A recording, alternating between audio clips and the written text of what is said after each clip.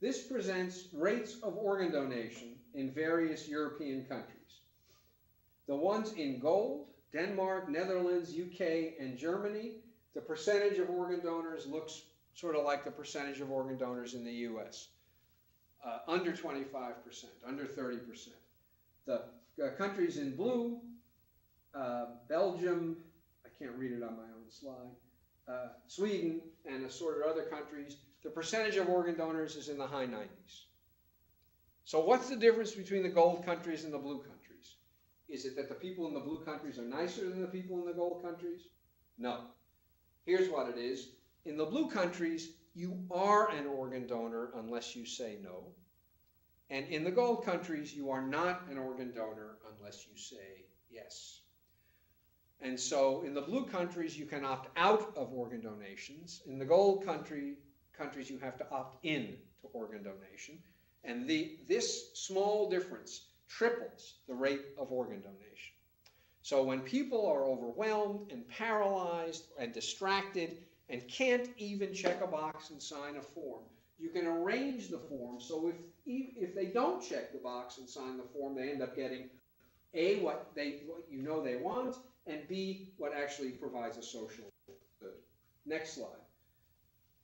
The same thing is true when it comes to 401ks. The typical model of 401k is you have to sign a form that gives your employer permission to withhold some of your paycheck.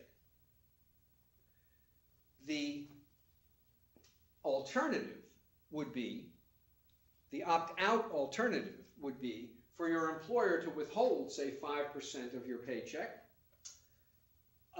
unless you tell them not to. So you go to work, 5% of your pay is going to be put into a retirement account unless you say to your boss, don't you dare, I want my whole paycheck. What happens when you switch from an opt-in system to an opt-out system? You triple the rate of 401k participation. Triple the rate of 401k participation. Now, these days, when nobody is spending and everybody's saving, it's not obvious that this is a good thing.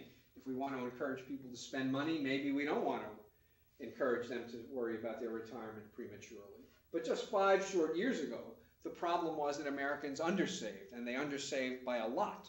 And so anything that would encourage people to start putting away money for their retirement as soon as possible is a good thing, and you can do it without forcing people. So it seems to me this is a model of designing college curriculum. You don't force people down a path, but you nudge them down a path. You pay enormous attention to the architecture of the curriculum so that it is easy to make choices, and it is easier to make some choices than it is to make others.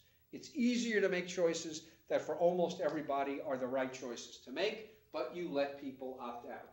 It is paternalistic in that you are paying a huge amount of attention to making it as easy as possible for people to make good choices. It's libertarian in that you aren't compelling. You're only nudging. You're only suggesting. And I think this idea merits a great deal of attention when it comes to designing curriculum. Okay, I'm almost done. Next slide. What is the relation between choice and happiness? I said that people need choice in order to be able to live meaningful, satisfying lives. But I've spent most of the talk today showing you how you can make people miserable by giving them too much choice. So here's a cartoon that depicts this. The country Grandpa came from was a stinking hellhole of unspeakable poverty where everyone was always happy. Now, we know that people are not happy in stinking hellholes of unspeakable poverty. But we also know that once a society crosses subsistence, additional income doesn't make all that much difference to well-being. And I think the same thing is true when it comes to choice. Once people exceed a certain level of freedom of choice, additional choice doesn't do much to improve well-being. In fact, it may even diminish well-being. We know the next slide. What we know about happiness is that the two crucial determinants of well-being, the two most important determinants of well-being, are meaningful work that engages you and that you feel makes some sort of contribution, and close relations to other people. They leave everything else in the dust. Now, the thing to notice about close relations to other people is that when you have close relations to other people, your options are limited. If you have close relations to your family, you won't take a job any place in the world. You take a job that enables you to stay in contact with your family. So all of a sudden, the set of infinite possibilities is reduced to a much, much smaller set.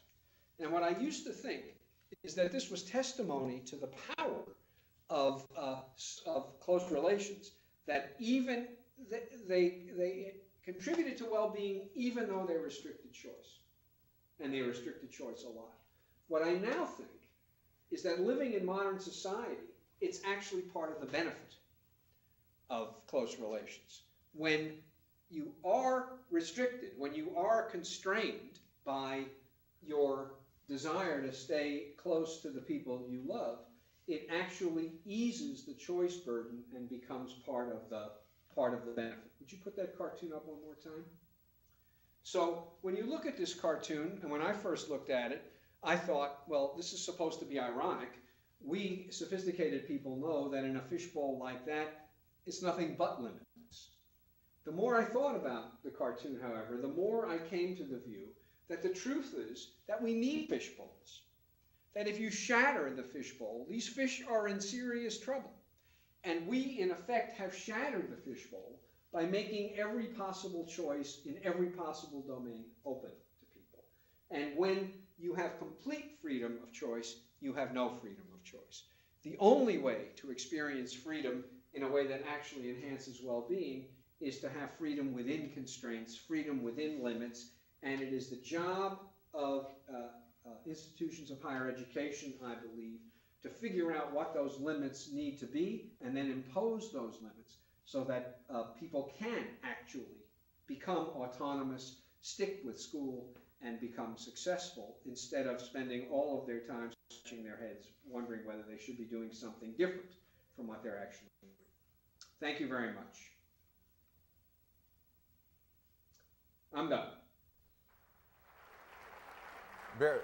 Barry, that was very powerful.